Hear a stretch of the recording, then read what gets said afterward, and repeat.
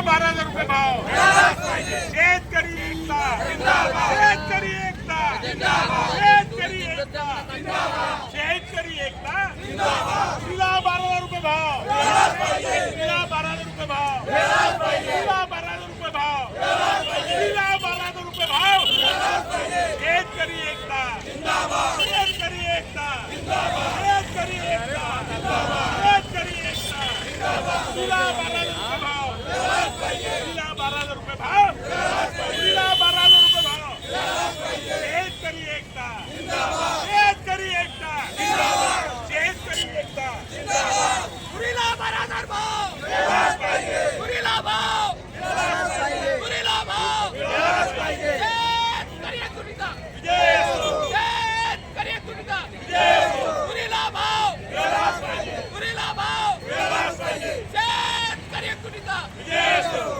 शेतकरी एकता, तुरीला 12,000 रुपये भाव, तुरीला 12,000 रुपये भाव.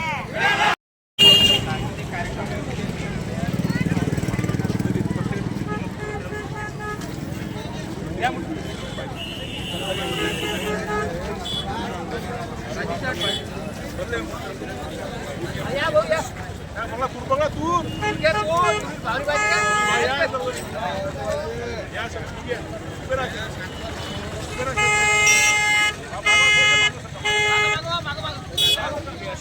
व्हिडिओ काढा असा असा करून असा हा असा घ्या असा असा घ्या उभा रील साठी पाहिजे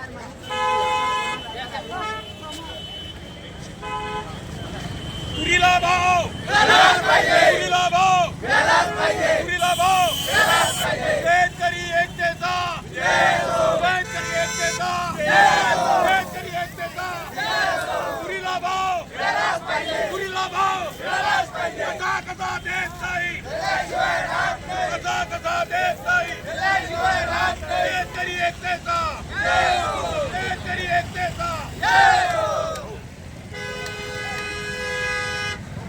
भाव, तुरीला भाव, शेतकरी एकतेचा,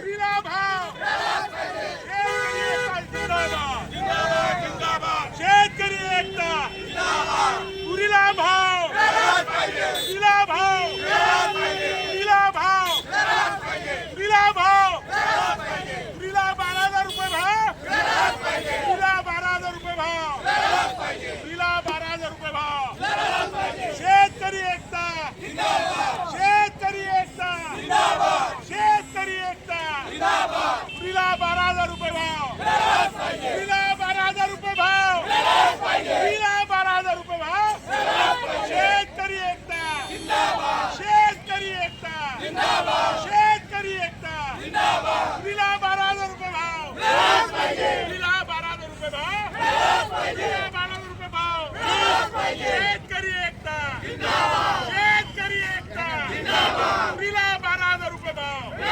भगिनींनो, आज या निमित्तानं मला सांगायचं वाटतं, आम्ही ह्या दरवर्षी श्रद्धांजली का कार्यक्रम का घेतो, त्यामागची आमची भूमिका स्पष्ट आहे की या जुन्या जाणत्या लोकांनी जी चळवळ उभी केली, चळवळ टिकली पाहिजे. कारण आजकाल परिस्थिती माहित आहे, दिल्ली पासून तर गल्लीपर्यंत जो चळवळीत काम करणारा माणूस आहे त्याला मिटवण्याचं काम पुष्कळ ठिकाणी मोठे भांडवलदार लोक करतायत, तुम्हाला आम्हाला माहित आहे. पण जर ही चळवळ टिकली नाही, शेतकऱ्यांचा आवाज, शेतमजुरांचा आवाज जर लोकांमध्ये आपण पोहोचवला नाही, तर आपण संपून जाईल. ही लक्षात ही भूमिका आपण ठेवली पाहिजे. म्हणून येणाऱ्या काळामध्ये ही चळवळ टिकवण्यासाठी ज्या लोकांनी रणसंग्राम केला, ज्या लोकांनी आपलं रक्त सांडवलं, त्या रक्ताची जाण ठेवून, त्या रक्ताची किंमत ठेवून येणाऱ्या काळामध्ये आपली पुढची भूमिका आपण ठेवली पाहिजे. ही त्या मागची भूमिका आहे. त्या काळामध्ये 1950च्या रणसंग्रामामध्ये जुने लोक सांगतात जवळपास 1000 ते 1500 बैलबंड्या होत्या असं सांगतात. आता त्यावेळेचे 1000-1500 बैलबंड्या म्हणजे 1000-1500 परिवार त्या काळात होते. त्या परिवारातला आम्ही जवळपास आम्ही त्या परिवार या 7-8 वर्षाचे आम्ही हा श्रद्धांजली सभेचा कार्यक्रम घेतो. त्या परिवाराच्या माध्यमातून आम्ही कमीत कमी जवळपास 300 परिवारापर्यंत पोहोचलेलो आहोत. जवळपास अंजनगाव सुरजी, दर्यापूर, अचलपूर, चांदूर बाजार आणि वलगाव परिसरातील असे 1500 परिवार त्या आंदोलनामध्ये सहभागी झाले होते. आणि त्या आंदोलनात सहभागी झालेल्या लोकांना जेव्हा आम्ही भेटलो, त्या लोकांना आनंद झाला का नाही, त्या जुन्या गोष्टी आपल्याला काही लोक त्यावेळेस जखमी झालेले लोक होते, त्यांच्या मुलांना भेटलो, त्यांना खूप आनंद झाला की चला ह्या जुन्या गोष्टी आज आपल्यापर्यंत लोकांना माहीत होत आहे. आणि ह्या जुन्या गोष्टी आपण का माहीत केल्या पाहिजे, का ह्या माहीत होणं गरजेचं आहे. कारण येणाऱ्या काळामध्ये आपण शेतकरी आहोत. आज परिस्थिती फार वाईट झालेली आहे. आपला कोणी वालीच नाही राहिलेला आहे. सरकारला आपण दोष देतो, पण सरकार निवडून कोण आणतं? आपणच. सरकार म्हणजे ते नाही आहे. सरकार म्हणजे आपण जे लोकांना मतदान करतो, निवडून आणतो, म्हणजे आपण सरकार आहोत आणि आपण सरकारला दोष देतो. पण लक्षात घ्या, कोणतेही सरकार असो, ते काही असो, कोणती भूमिका असो, त्याच्यावर टीका टिप्पणी केल्यापेक्षा आपण सरकारला जागृत केलं पाहिजे की आमच्या मालाला भाव नाही, आमच्या शेतकऱ्याला आपण वेगळा निधी दिला पाहिजे, आमच्या शेतकऱ्याचे प्रश्न सोडवले पाहिजे, हे आपण म्हटलं पाहिजे. त्यासाठी ह्या गोष्टीचा आपण उहापोह या चर्चेच्या माध्यमातून झाला पाहिजे, ही त्यामागची आमची प्रामाणिक भूमिका आहे. आणि या अनुषंगाने मागच्या वर्षी कापसाचं आंदोलन असल्यामुळे मागच्या वर्षी कापूस आंदोलन घेतलं होतं. यावर्षी तूर परिषद घेतली. तूर परिषद घेण्याची भूमिका एवढीच आहे का तूर उत्पादक शेतकऱ्याची चिंता तूर परिषद आहे. म्हणजे आज प्रत्येक शेतकरी यावर्षी मोठ्या प्रमाणात तुरीचं विक्रमी उत्पादन झालेलं आहे.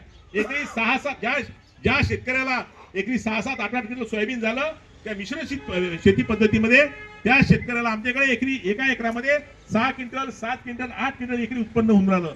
लोकांना अपेक्षा होती की कमीत कमी आम्हाला 10,000 रुपये भाव मिळेल. आणि जर 7 क्विंटल तूर झाली तर 7 मध्ये 70,000 होतात. 70,000 मग आमचा 10,000 रुपये खर्च आहे. कमीत कमी 50-60,000 रुपये आम्हाला एका वर्षात उरतात, ही प्रत्येक शेतकऱ्याची भावना होती. परंतु गेल्या 2 महिन्यामध्ये तुम्ही पुढे आलेख पहा तुरीचा. गेल्या 2 महिन्यामध्ये या 2-2.5 महिन्याआधी तुरीचा भाव 1100 ते 12,000 रुपये होता. 11 ते 12,000 रुपये. त्या तुरीचा भाव आज 7,000 रुपये. शेतकऱ्याचा अपेक्षा भंग झालाय. एका क्विंटल मागे 5,000चं नुकसान जर शेतकरी सहन करत असेल, त्या शेतकऱ्याचं काळीज कसं असेल लक्षात घ्या. म्हणून या काळीजाची त्या शेतकऱ्याची भावना आपण शेतकऱ्यापर्यंत पोहोचवली, शासनापर्यंत पोहोचवली पाहिजे. शासनाला जाग निर्माण करून दिली पाहिजे. कारण शेवटी ओरडल्याशिवाय तुम्हाला काही मिळत नाही. म्हणजे आपली माय पोरगा रडल्याशिवाय दूध पाजत नाही, तर आपलं मायबाप हे सरकार आहे. त्या सरकारपर्यंत आपली भूमिका पोहोचली पाहिजे, आपला आवाज बुलंद केला पाहिजे. या चर्चेच्या माध्यमातून आपण तूर परिषद घेतली आहे की आमचा आवाज शेतकऱ्याच्या मुंबईच्या ज्या लोक बसले आहेत त्यांच्यापर्यंत पोहोचला पाहिजे. त्यांनी आमच्या भावना समजून घेतल्या पाहिजे. आणि शेतकऱ्याचे जे संवेदनशील प्रश्न आहे ते संवेदनशीलता त्यांनी शेतकऱ्याप्रती बाळगून आमचे प्रश्न सोडवले पाहिजे अशी आमची अपेक्षा आहे. कारण तुरीचं उत्पादन यावर्षी विक्रमी उत्पादन असल्यामुळे या तूर उत्पादक शेतकऱ्यांनी तुरीचं उत्पन्न विक्रमी आहेच, पण या राज्यातल्या शेतकऱ्यांनी विक्रमी तुरीचं उत्पादन काढत असताना विक्रमी मतानं या आजचं सरकार जे निवडून दिलं, विक्रमी मतानं त्यांना बंपर विजय दिला असताना शेतकऱ्यांना अपेक्षा सरकारविषयी राहणारच आहे, ती आपली भावना व्यक्त करणारच आहे. आणि जर कोणी म्हणत असेल लोकशाही मार्गाने जर आम्ही आमच्या भावना जर पोहोचवल्या नाही तर आपल्यासारखे मूर्ख कोणीच नाही. म्हणून शेतकरी हाच आमचा पक्ष, शेतकरी हाच आमचा धर्म, शेतकरी हीच आमची जात, या भूमिकेखाली वागून आपण प्रत्येक शेतकरी गटात विभागला असेल, प्रत्येक पक्षात असेल, ठीक आहे, प्रत्येक पक्षात राहा, प्रत्येक गटात राहा, पण जेव्हा शेतकरी हा विषय येते तेव्हा सर्व विसरून एकत्र आलं पाहिजे. ही काळाची गरज आहे. त्यासाठी या प्रकारे या बैरमच्या कापूस आंदोलन रणसंग्रहाच्या माध्यमातून आम्हाला सरकारला मेसेज द्यायचा आहे. आणि खऱ्या अर्थानं जेव्हा आम्ही आमचा आवाज बुलंद करू तेव्हाच खरी ज्या शेतकरी नेत्यांनी, ज्या विठ्ठलराव दुतोंडे सारख्या काही शेतकऱ्याने इथं रक्त सांडवलं, जर आपला आवाज जर बुलंद केला नाही तर ती खरी श्रद्धांजली ठरणार नाही. म्हणून म्हणतो की आपला आवाज बुलंद करण्यासाठी आपण आपल्या भावना सरकारमध्ये पोहोचवणं हीच खरी या शेतकरी नेतृत्वांना आणि दिवंगत शहीद शेतकऱ्याला खरी श्रद्धांजली ठरेल असं माझं वैयक्तिक आणि प्रामाणिक मत आहे. म्हणून माझी भूमिका एवढीच आहे. जरी आज आपण मोजकेच लोक जरी असलो पण ही शहीदांची, शेतकऱ्यांची श्रद्धांजली सभा आहे आणि दरवर्षी आपण त्यांची आठवण, त्यांच्या स्मृती जपण्याचं काम आपण सर्व मिळून करतो. आणि जोपर्यंत आपण हयात आहोत तोपर्यंत चंद्रा काका ह्या स्मृती आपण जपण्याचा प्रामाणिक आपण प्रयत्न करू रामदास भाऊ. आणि हे केलं पाहिजे कारण येणाऱ्या पिढीला लोकांना माहीत झालं पाहिजे. कारण बैरमचा 1975चा तो कापूस आंदोलन आहे, हे ऐतिहासिक आंदोलन आहे. त्या ऐतिहासिक आंदोलनातूनच जे इतर राज्यामध्ये देशामध्ये आंदोलन झाले त्या आंदोलनातून लोकांनी प्रेरणा घेतली आहे, हे लक्षात घेतलं पाहिजे. जुन्या पुस्तकामध्ये त्याची नोंद आहे. त्यामुळे बैरमचा सत्याग्रह हा छोटा मोठा सत्याग्रह नव्हता, छोटा मोठा आंदोलन नव्हतं. याची दखल त्यावेळेच्या मुख्यमंत्र्यांनी, त्यावेळेच्या सरकारने घेतली होती. त्यामुळे हे आंदोलन अतिशय मोठं आंदोलन होतं. दादासाहेब हावरे सारखं नेतृत्व, भाऊसाहेब साबळे सारखं नेतृत्व, शंकरराव बोबडे सारखं नेतृत्व त्या मागे होतं. आणि त्यांनी त्यावेळेस तेव्हा मोबाईल नव्हता, काहीच नव्हतं. एका हाकेनं 1500 बैलबंड्या एका आवाजाने इतर येतात, तर किती मोठी जनजागृती त्यावेळेस शेतकऱ्यांमध्ये होती. आज जर आपण फोन करून पत्रिका जाऊन घरी जाऊन कोणाला निमंत्रण देतो तर कोणी शेतकरी यायला तयार नाही. हे आमचं दुर्दैव आहे. म्हणून काही असो, आम्हाला गर्दी नको, आम्हाला दर्दी लोक पाहिजे. आणि या दर्दी लोकांच्या माध्यमातून आमचा येणाऱ्या काळामध्ये आवाज आम्ही बुलंद करू. धन्यवाद. जय हिंद, जय महाराष्ट्र.